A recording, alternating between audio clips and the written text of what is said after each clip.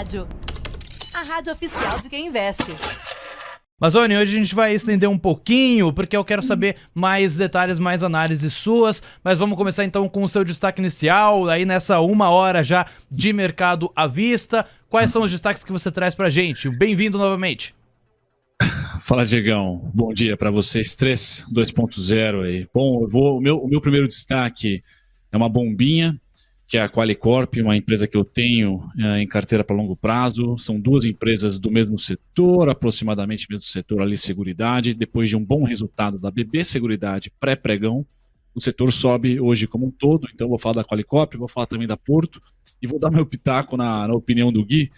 Ele indagou de onde vai vir o dinheiro, pessoal. Muito provavelmente ano que vem teremos os dividendos taxados. Então, de duas uma, né? Ou caso o petróleo permaneça entre 90 e 100 dólares durante 2023, o governo petista vai ter ali uma boa fonte de receita para diminuir os dividendos da Petrobras, certo? E financiar via essa diminuição de dividendos, seja por impostos ou seja pela diminuição de fato desses dividendos e distribuição para os seus planos socioeconômicos, né? Então a gente depende, como sempre, do macro. Na minha opinião, a gente sempre vai depender de quanto está custando o minério de ferro e quanto está custando o petróleo. Em governo de esquerda, o preço de petróleo e de minério de ferro vai para a economia real em termos de plano social.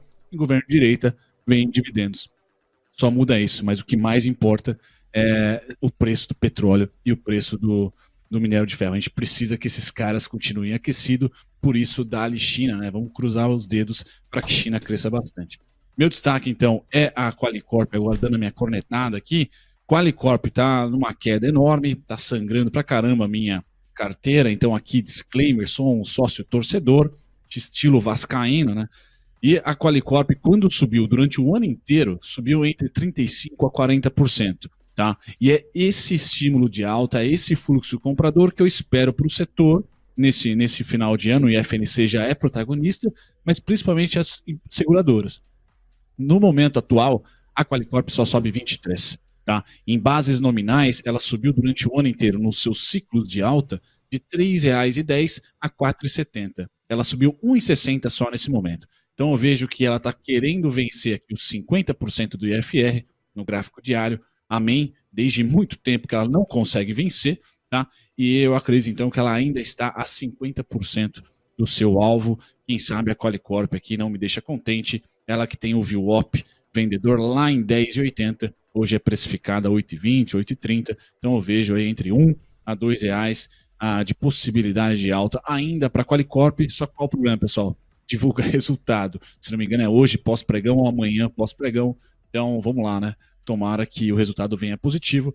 Qualicorp é um destaque, o outro é a Porto Seguro, que eu já trouxe semana passada. Então, se a Porto Seguro, por algum motivo, cair, pessoal, e essa queda, na minha opinião, vai até os 23,81, 22,45, é oportunidade, porque no meu ponto de vista, também acompanhando o fluxo, oferta e demanda do ano aqui, ela tem os R$ 26 como alvo. Então, quanto mais distante ela ficar até dezembro, até final de janeiro, dos 26, maior retorno no curtíssimo prazo para Porto. Diegão, esses são meus dois destaques. O terceiro seria a Raízen, mas aí é demais. Passo para você que você tem algumas perguntas, né? Pode trazer Raízen, Bruno. E também tem uma outra pergunta aqui do Saulo Costa, na verdade, de Andradina SP, falando o seguinte.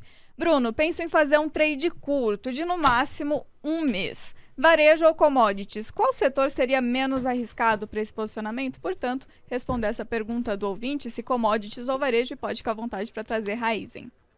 Vamos lá. Commodities são dois... Obrigado pela pergunta, Ellen, do inscrito também que fez. Graças. Commodities são dois setores diferentes, eu acho. Ou você tem petróleo e grãos, ou você tem minério de ferro.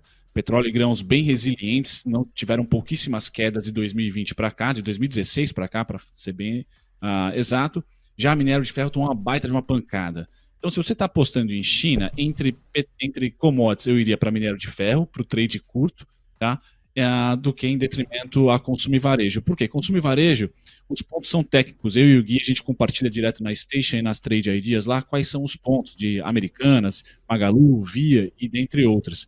se você não for o cara ágil ali, ter as suas ordens cadastradas, você pode passar sem aproveitar esses pontos e de repente ano que vem a voltarem a cair por algum rombo fiscal, por exemplo, como essa PEC da transição.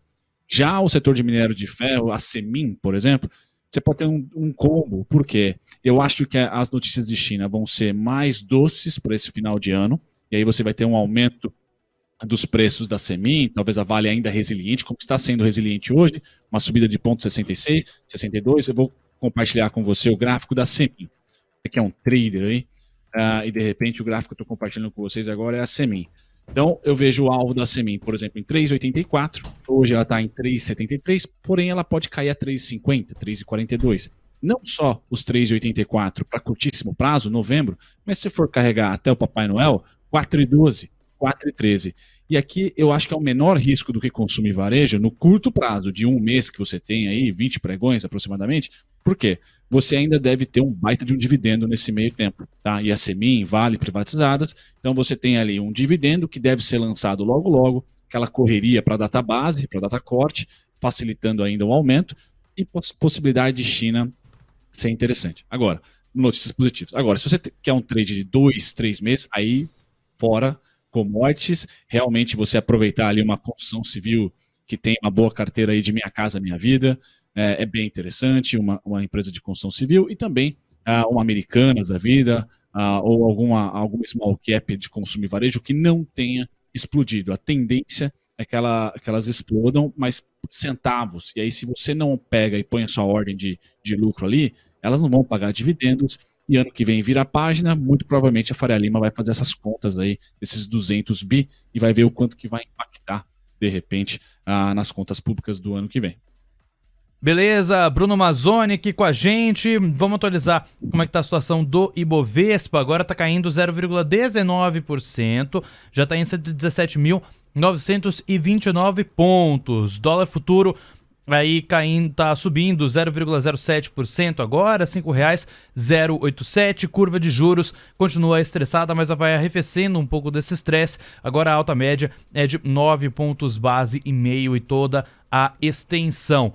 Mazzoni, muito obrigado pela sua participação. Traz aí o seu destaque final pra gente. O que mais o investidor deve ficar de olho ainda no pregão de hoje? E aí a gente já vai pro nosso encerramento da sua participação. Vamos lá então, Diegão. Como eu falei, tático, pontos, eu vou dar o destaque para Magalu, embora ela não seja, ela está no meio do trade, por exemplo, mas vamos lá, para o ouvinte que perguntou sobre riscos e tal, o que eu tô olhando pro varejo, tá? E até para o índice Bovespa, de certa maneira. Né? O padrão gráfico ele seria mais ou menos dessa magnitude aqui, ó, esse tipo de padrão esquisito. É isso que eu imagino para os próximos 2 meses. Novembro, dezembro e talvez um pitaco de janeiro. Então, o que eu quero dizer com isso? Magalu, por exemplo, se daqui até o final de janeiro, dia 31, ali, pós-aniversário da cidade de São Paulo, aproximadamente dia 26 ali, e tal, que é o fim do rally natalino, se ela vier para os 3,65, 3,27, 2,74, maravilha, melhor oportunidade de se comprar. Mas só vai ser interessante comprar caso ela venha para esses pontos em amarelo aqui antes de bater os 5,91, os 5,68, os 5,89 aqui, que são os meus alvos. Ou seja, rompeu mínima, ótimo para comprar, rompeu máxima, ótimo para vender, porque eu acho que ela vai fazer a direção oposta do rompimento. Então rompeu para cima, toma pancada para baixo, rompeu para baixo, toma pancada para cima e vai passar o ano que vem inteiro lateral, ou pelo menos o primeiro semestre lateral, que eu não vejo Roberto Campos cortando juros com o rombo já a iniciar de 200 bi. Perfeito, Bruno Mazzoni trazendo aí o Bom Dia 2.0 com a análise aí do pregão. Brunão, muito obrigado aí pelas suas participações, um abraço para você, a gente se volta a se falar amanhã ali na abertura, né, dos mercados futuros, ali antes para trazer o nosso Morning Call. Um abraço e até lá. Valeu, Diegão, até amanhã. TC Rádio, a rádio oficial de quem investe.